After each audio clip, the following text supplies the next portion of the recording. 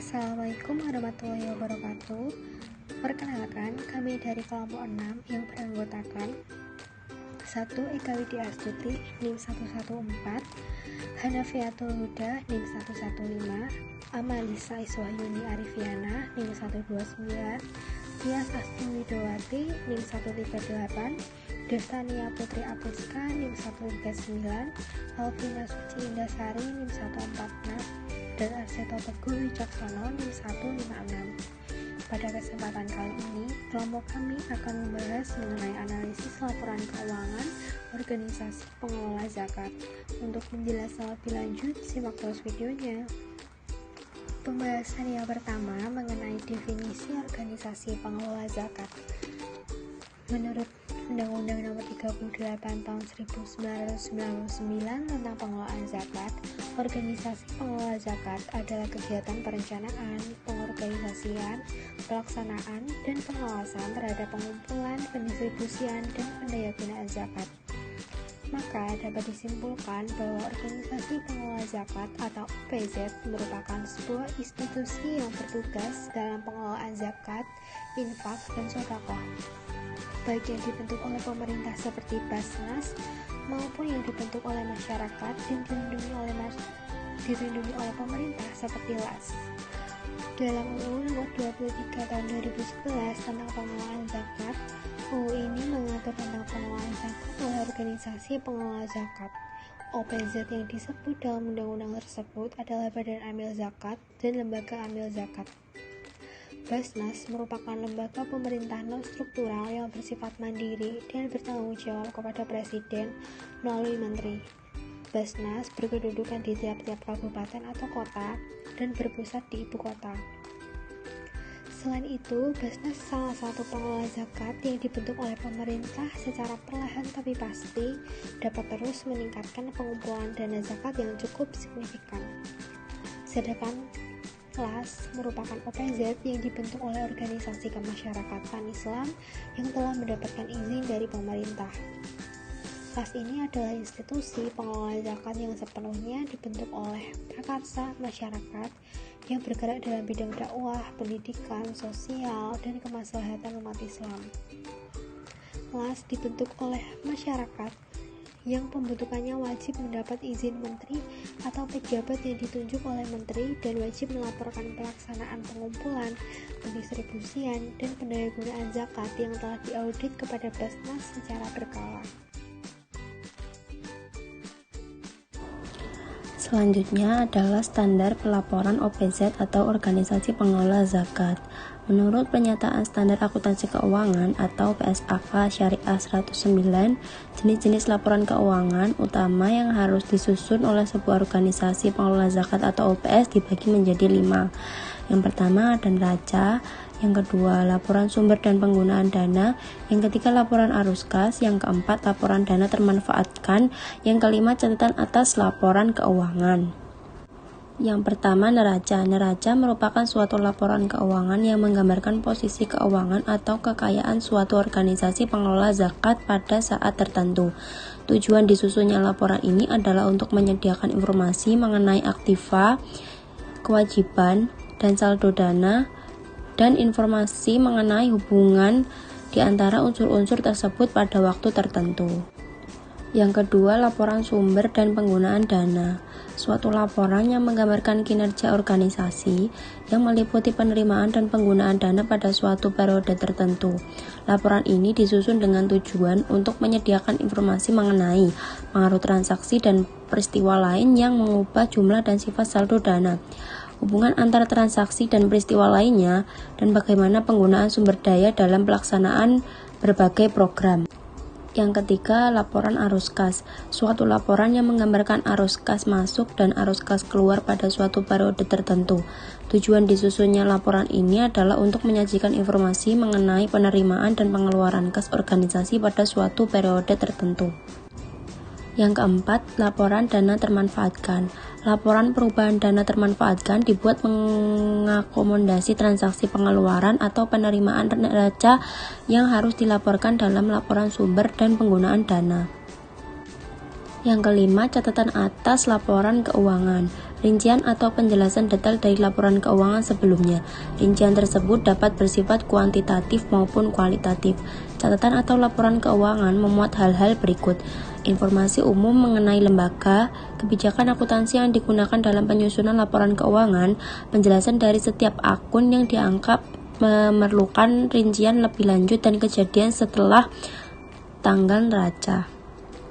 Pada pembahasan berikutnya, kita beralih pada laporan keuangan organisasi pengelola zakat. Yang pertama terkait laporan posisi keuangan. Amil menyajikan laporan posisi keuangan dengan memperhatikan ketentuan dalam SAK yang relevan, mencakup beberapa hal, tetapi tidak terbatas pada pos-pos berikut ini, seperti aset, liabilitas, dan saldo dana. Di dalam laporan posisi keuangan, penyajian aset dan kewajiban tidak terlalu berbeda dengan laporan posisi keuangan organisasi lainnya. Namun, pada laporan posisi keuangan, OPZ bagian modal diganti dengan saldo dana. Dalam pelaporan posisi keuangan OPZ harus sesuai dengan yang diatur pada lampiran PSAK 109. Merinci saldo dana yang terdiri dari saldo dana zakat, infak atau sedekah, dan saldo dana amil. Biaya yang masih harus dibayar termasuk dalam kewajiban lancar, kewajiban employment benefit masuk dalam kewajiban jangka panjang. Dan juga menyajikan akun-akun aktiva sesuai dengan urutan likuiditasnya, dari yang paling liquid yaitu kas dan setara kas sampai yang paling tidak liquid yaitu aset tetap. Untuk kewajiban, akun disajikan dari kewajiban jangka pendek ke kewajiban jangka panjang. Saldo dana dalam PSAK 109 adalah selisih dari aktiva dan kewajiban. Saldo dana terdiri dari dana zakat, dana infak atau sedekah, dan dana amil. Pengklasifikasian saldo dana tersebut dilakukan sesuai dengan sumber penerimaan dana pada OPZ. Dalam laporan ini disajikan saldo dana dari dana zakat, infak atau sedekah, dan dana amil. Selanjutnya yaitu tugas dari organisasi pengelolaan zakat. Yang pertama yaitu meningkatkan kesadaran umat untuk berzakat. Yang kedua yaitu mengarahkan masyarakat mencapai kesejahteraan baik fisik maupun non-fisik melalui pendayagunaan zakat. Yang ketiga yaitu meningkatkan status mustahik menjadi muzaki melalui pemulihan, peningkatan kualitas sumber daya manusia, dan pengembangan ekonomi masyarakat. Yang keempat yaitu mengembangkan budaya memberi lebih baik dari menerima di kalangan mustahik. Yang kelima yaitu mengembangkan manajemen yang amanah, profesional, dan transparan dalam mengelola zakat. Yang keenam yaitu menjangkau muzaki dan mustahik seluas-luasnya. Yang ketujuh yaitu memperkuat jaringan antar organisasi pengelolaan zakat sebagai badan amil zakat. Kegiatan pokok Basnas adalah menghimpun zakat, infak, sedekah dari muzaki dan menyalurkan zakat, infak, sedekah kepada mustahik yang berhak menerima sesuai ketentuan. 2. Laporan perubahan dana. Laporan perubahan dana bertujuan untuk menginformasikan aktivitas suatu lembaga zakat, entah itu pada sumber dana maupun penyaluran atas dana yang telah diterima.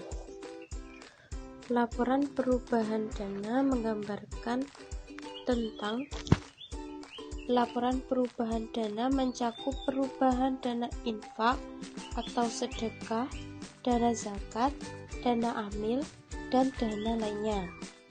Selanjutnya menyajikan laporan perubahan dana mengacu pada PSAK 101 dalam laporan keuangan syariah.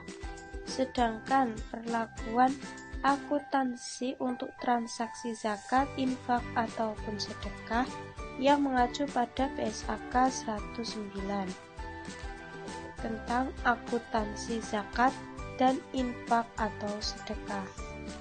Penyajian laporan perubahan dana mencakup laporan perubahan dana zakat. Terdapat penerimaan dana zakat, penyaluran dana zakat, saldo awal dana zakat, saldo akhir dana zakat. Selanjutnya, laporan perubahan dana infak atau sedekah.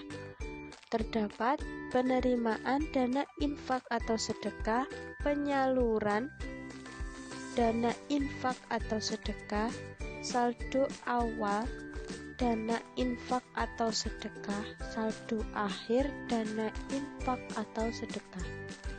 Kemudian, laporan perubahan dana amil. Terdapat penerimaan dana amil, penerimaan lain-lain, penggunaan dana amil, saldo awal dana amil, saldo akhir dana amil. Kemudian yang terakhir yaitu laporan perubahan dana lainnya. Yang ketiga yaitu laporan perubahan aset kelolaan. Laporan perubahan aset kelolaan ialah salah satu unsur laporan organisasi pengelolaan zakat. Karena itu, perlu adanya penjelasan dan klasifikasi. Pertama, laporan perubahan aset kelolaan merupakan laporan yang menggambarkan perubahan dan saldo atas kuantitas serta nilai aset kelolaan, baik dari aset lancar maupun aset tidak lancar pada masing-masing jenis dana selama satu periode tertentu. 2. Aset kelolaan ialah zakat dan infak atau sedekah yang pengelolaannya dikuasai oleh amil. 3. Aset lancar kelolaan merupakan aset kelolaan yang dikuasai tidak melebihi 12 bulan.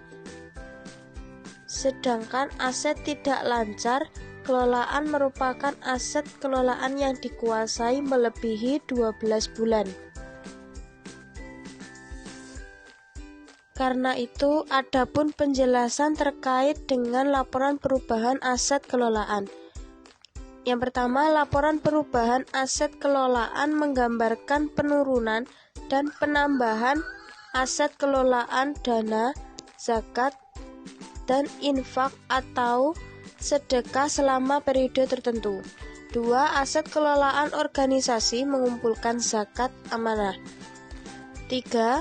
Amil menyajikan laporan perubahan aset kelolaan, zakat, dan infak atau sedekah. Mencangkup A. Aset kelolaan yang termasuk aset lancar dan akumulasi penyisihan. B. Aset kelolaan yang termasuk aset tidak lancar dan akumulasi penyusutan. C. Penambahan dan pengurangan. D. Saldo awal. E. Saldo akhir. Selanjutnya adalah laporan perubahan aset kelolaan. Laporan perubahan aset kelolaan menggambarkan perubahan aset zakat dan aset infak atau sedekah yang dikelola oleh lembaga zakat. Aset kelolaan ada yang bersifat aset lancar seperti surat berharga syariah dan piutang bergulir. Ada juga yang bersifat aset tidak lancar seperti bangunan, kendaraan, dan aset tetap lainnya. Selanjutnya yakni laporan arus kas. Definisi dari laporan arus kas itu sendiri adalah laporan keuangan lembaga zakat yang menyajikan aliran kas, baik dalam periode penerimaan maupun pengeluaran pada periode tertentu. Dalam sebuah laporan keuangan, laporan arus kas dan catatan atas laporan keuangan perlu ditambahkan agar menjadi sebuah laporan keuangan yang menyeluruh, yang menggambarkan kondisi keuangan lembaga pengelolaan zakat, baik pengelolaan zakat, infak, maupun sedekah. Selanjutnya saya akan menjelaskan catatan atas laporan keuangan. Tujuan dari catatan atas laporan keuangan adalah yang pertama, untuk menyediakan informasi bagi para pengguna laporan mengenai gambaran umum organisasi pengelolaan zakat. Yang kedua, ikhtisar kebijakan akuntansi yang digunakan dalam penyusunan laporan keuangan.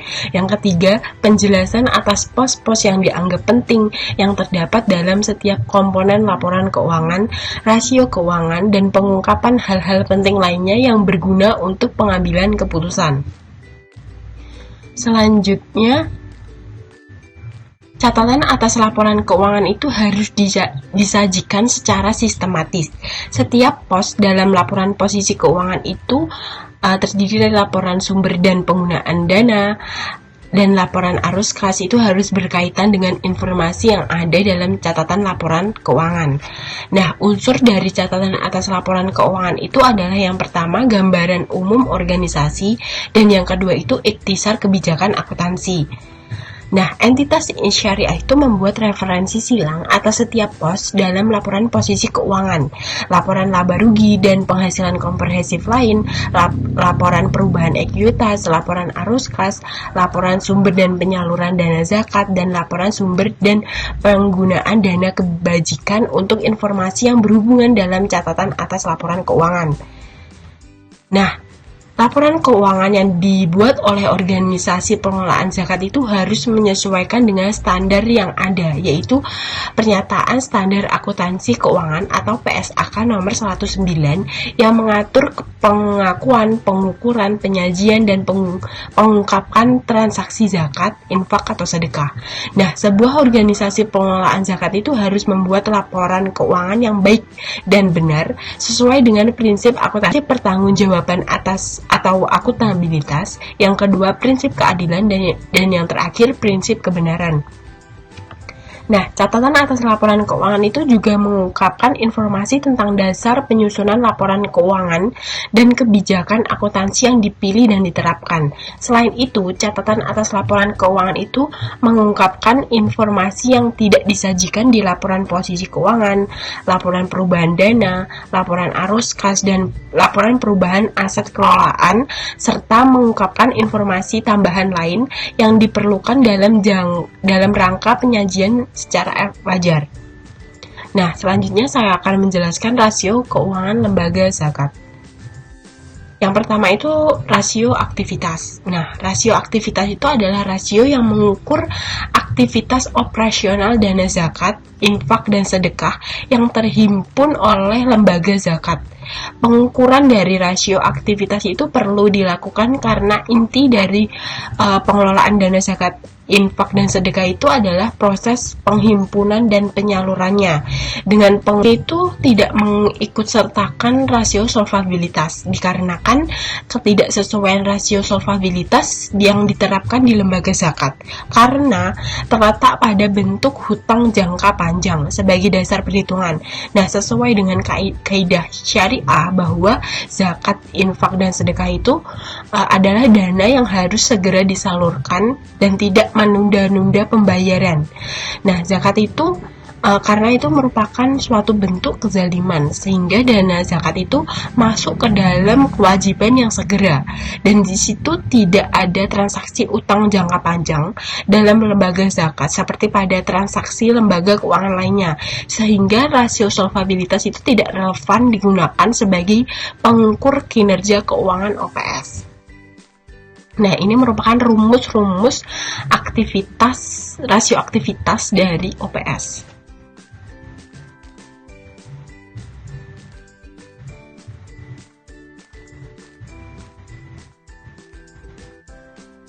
Nah, rasio aktivitas itu adalah rasio yang digunakan untuk mengukur aktivitas lembaga zakat, termasuk perputaran dana zakat. Beberapa lamanya dana zakat itu mengendap dalam lembaga zakat sebelum disalurkan, serta rata-rata penyaluran dana zakat, infak, dan sedekah.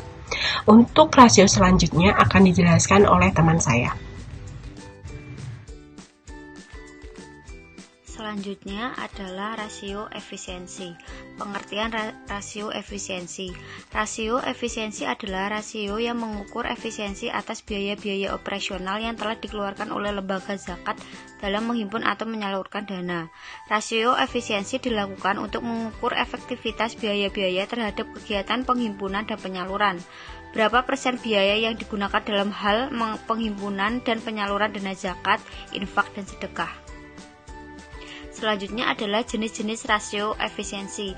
Yang pertama ada rasio biaya penghimpunan atau collection expenses ratio. Pengukuran rasio efisiensi penghimpunan dana bertujuan untuk mengetahui seberapa besar dana yang dibutuhkan dalam melakukan penghimpunan zakat. Semakin efisiensi lembaga zakat dalam melakukan penghimpunan, semakin baik tata kelola lembaga zakat tersebut. Rumus rasio biaya penghimpunan itu ada total biaya penghimpunan dibagi total biaya operasional. Adapun interpretasi hasil dari rasio ini adalah: pertama, rasio kurang 10% sama dengan efisien. 2, 10% kurang rasio kurang 20% sama dengan cukup efisien. 3, rasio lebih 20% sama dengan tidak efisien. Rumus rasio penghimpunan itu ada biaya penghimpunan dibagi total penghimpunan. Rasio penghimpunan dihitung untuk mengukur efisiensi biaya terhadap total dana yang berhasil dihimpun. Nilai rasio ini dapat diinterpretasikan dengan ketentuan sebagai berikut. Pertama, rasio kurang 2% sama dengan efisiensi. Kedua, 2% kurang rasio kurang 5% dibagi itu cukup efisiensi. Ketiga, rasio lebih 5% sama dengan tidak efisiensi. Selanjutnya, yang kedua ada rasio biaya operasional atau operational expenses ratio. Pengukuran rasio biaya operasional mencerminkan efisiensi dalam mengatur proporsi pengeluaran dalam menjalankan kegiatan operasionalnya. Adapun beberapa jenis rasio biaya operasional yang dapat dilakukan di OPZ adalah: ada rasio biaya operasional terhadap total hak amil. Rasio biaya operasional terhadap hak amil dihitung untuk mengukur berapa besar dana hak amil yang digunakan dalam proses operasional. Rumus rasio biaya operasional terhadap total hak amil itu ada total biaya operasional dibagi total hak amil. Nilai rasio ini dapat diinterpretasikan dengan ketentuan sebagai berikut. A. Rasio kurang 80% sama dengan efisiensi. Kedua, 80% kurang rasio kurang 90% sama dengan cukup efisiensi.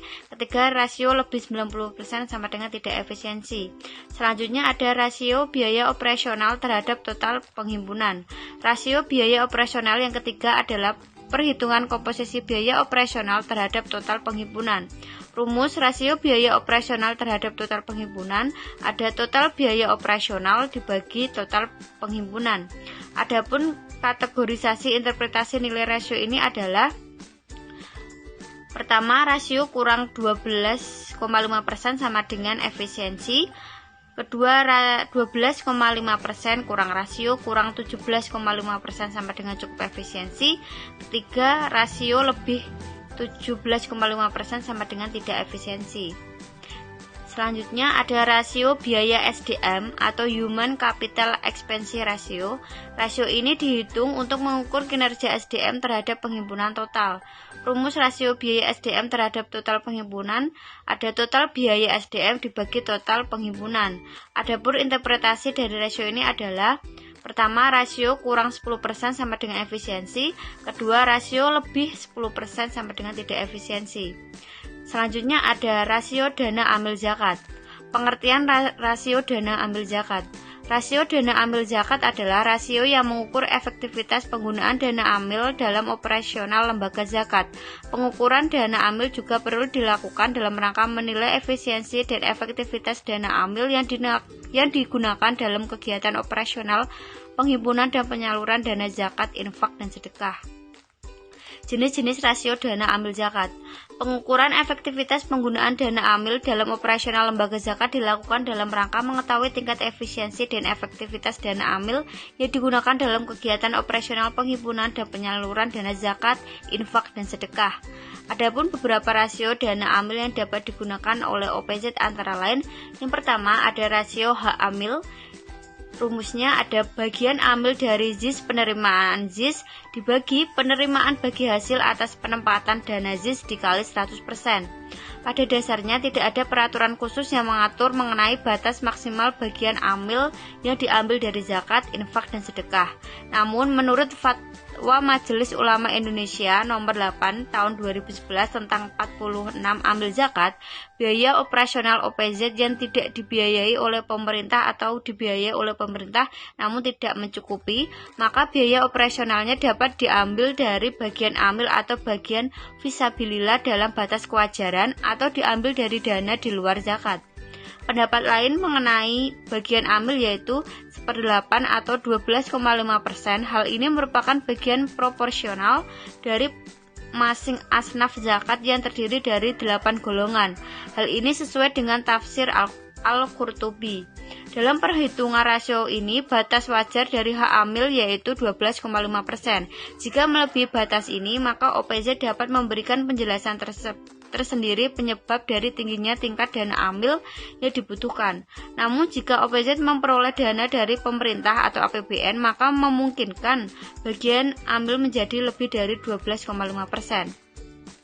Besarnya rasio terkait hak amil adalah rata dari 3 unsur, yaitu rasio hak amil zakat, rasio hak amil atas infak atau sedekah, dan rasio hak amil atas CCR dengan asumsi dan interpretasi sebagai berikut. Rasio dana amil itu ada rasio kurang 13,8% sama dengan baik, rasio lebih 13,8% sama dengan tidak baik. Asumsi komposisi dana ZIS itu ada zakat 80%, infak dan sedekah 15%, CCR sama dengan 5%. Asumsi hak amilnya zakat 12,5%, infak dan sedekah 20%, dan CCR 15%. Selain menghitung rasio dana amil secara total, rasio dana amil juga dapat dihitung berdasarkan sumber dengan rumusnya rasio hak amil atas zakat. Rumusnya bagian amil dari zakat penerimaan zakat dibagi penerimaan bagi hasil atas penempatan dana zakat dikali 100%. Adapun interpretasi nilai rasionya adalah rasio kurang dari 12,5% sama dengan baik, rasio lebih 12,5% sama dengan tidak baik. Rasio hak amil atas infak dan sedekah. Adapun rumusnya adalah bagian amil dari infak atau sedekah dibagi penerimaan infak atau sedekah penerimaan hasil atas penempatan dana infak atau sedekah dikali 100%. Adapun keterangannya, rasio hak amil atas infak dan sedekah itu rasio kurang dari 20% sama dengan baik, rasio lebih dari 20% sama dengan tidak baik. Selanjutnya rasio hak amil atas CCR. Adapun rumusnya adalah bagian amil dari CCR penerimaan CCR dibagi penerimaan bagi hasil atas penempatan dana CCR dikali 100%.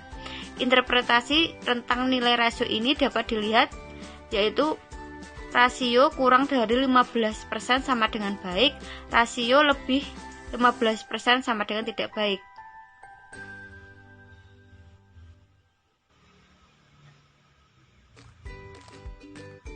Kemudian ada rasio likuiditas. Rasio likuiditas adalah rasio yang mengukur kemampuan lembaga zakat dalam melunasi kewajiban jangka pendeknya. Tingkat likuiditas OPZ perlu diukur karena dengan dilakukan pengukuran kinerja likuiditas ini, maka dapat dianalisis jumlah dana yang mengendap dalam institusi zakat. Selain itu juga dapat melakukan analisis apakah dana yang tersedia mampu menutup seluruh kewajiban penyaluran zakat, infak, dan sedekah kepada 8 asnaf yang sudah ditentukan berdasarkan syariah. Tujuan dan manfaat rasio likuiditas secara keseluruhan. Yang pertama, mengukur kekuatan perusahaan dalam membayar kewajiban atau utang yang akan segera jatuh tempo. Yang kedua, mengetahui kapasitas perusahaan dalam membayar kewajiban jangka pendek dengan menggunakan total aset lancar. Kemudian yang ketiga, mengetahui kemampuan perusahaan dalam membayar kewajiban jangka pendek dengan menggunakan aset sangat lancar. Kemudian yang keempat, menaksir skala uang kas perusahaan dalam membayar utang jangka pendeknya. Kemudian yang kelima, perencanaan finansial di masa depan, terutama yang berhubungan dengan perencanaan kas dan kewajiban jangka pendeknya. Kemudian yang keenam, mengetahui keadaan atau posisi likuiditas perusahaan masing-masing periode dengan membandingkannya. Jenis-jenis rasio likuiditas. Yang pertama adalah rasio lancar. Rasio lancar adalah rasio yang digunakan untuk mengukur kemampuan aset suatu entitas dalam melunasi kewajiban jangka pendeknya. Dalam lingkup laporan lembaga zakat, kewajiban jangka pendek yang dimaksud memperhitungkan saldo dana zakat dan infak atau sedekah yang terhimpun. Sesuai dengan kaidah syariah, jumlah dana zakat dan infak sedekah yang terhimpun merupakan kewajiban lembaga zakat untuk dapat segera disalurkan. Rumusnya adalah total aset lancar dibagi dengan saldo dana zakat ditambah saldo dana infak sedekah ditambah total kewajiban jangka pendek kemudian dikurangi dengan aset kelolaannya. Kemudian yang kedua adalah rasio sangat lancar. Ini adalah rasio yang digunakan untuk mengukur kas atau setara kas serta aset yang paling liquid untuk dapat melunasi kewajiban jangka pendek termasuk kewajiban pembayaran zakat, infak, dan sedekah dalam suatu periode. Rumusnya adalah kas dan setara kas ditambah dengan persediaan dibagi dengan total kewajiban jangka pendek ditambah saldo dana zakat ditambah dengan saldo dana infak sedekah dikurangi dengan aset kelolaan. Kemudian ada cash to zakat, menggambarkan kemampuan kas dan setara kas untuk memenuhi kewajiban menyalurkan zakat dalam suatu periode. Rumusnya adalah kas dan setara kas ditambah dengan kas dari zakat kemudian dibagi dengan saldo dana zakat dikurangi aset kelolaan zakat. Kemudian yang keempat ada cash to zis ratio. Ini merupakan rasio yang untuk mengukur kemampuan kas dan secara kas dapat memenuhi kewajiban menyalurkan dana zakat, infak, dan sedekah dalam suatu periode. Rumusnya adalah kas secara kas dibagi dengan saldo dana zakat ditambah dengan saldo dana infak sedekah kemudian dikurangi dengan aset kelolaan. Kemudian rasio pertumbuhan. Rasio pertumbuhan adalah rasio untuk mengukur tingkat pertumbuhan dana dari tahun-tahun sebelumnya. Rasio pertumbuhan sangat penting untuk dilakukan untuk mengukur perkembangan penghimpunan dan penyaluran dana zakat, infak, sedekah dari tahun ke tahun. Kemudian yang A adalah rasio pertumbuhan penghimpunan dana, zakat, infak, dan sedekah. Pengukuran kapasitas rasio pertumbuhan penerimaan utama adalah untuk menilai kemampuan lembaga zakat dalam meningkatkan dana zakat yang terhimpun dari tahun sebelumnya. Semakin besar akan semakin baik. Rasio pertumbuhan penghimpunan dana ini akan berdampak bagi perencanaan penyaluran dan ekspansi lembaga zakat.